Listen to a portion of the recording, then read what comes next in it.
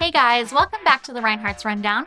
Today's video is a follow-up with practical clinical pearls for when your patients are using nicotine replacement therapy, specifically the patch, to stop smoking or eliminate tobacco. If you haven't seen part 1 for application and dosing, that's in the notes. Go ahead and check it out. Now remember, we usually apply a patch first thing in the morning and leave it on for 24 hours. This brings us to side effect number 1, which is vivid dreams.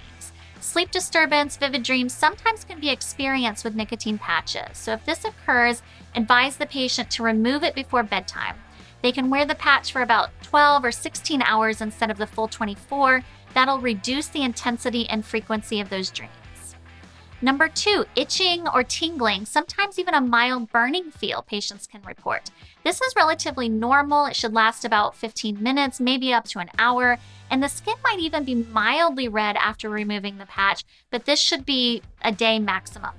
Patients can try a little bit of over-the-counter hydrocortisone if there's irritation there after they remove it.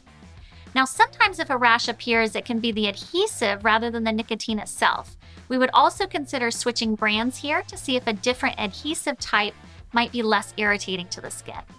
Of course, if there's severe symptoms, blistering, peeling, rash more than a few days, swelling in that area, we do want to make sure we're removing those patches, leaving them off, and it needs to be looked at by a healthcare provider. Last but not least, nicotine patches do need to be removed before an MRI, so that's a fun fact there as well. Thanks for watching, guys. In our next video, we'll talk about how to handle breakthrough cravings and whether or not you can cut a nicotine patch. That's the Reinhardt's Rundown.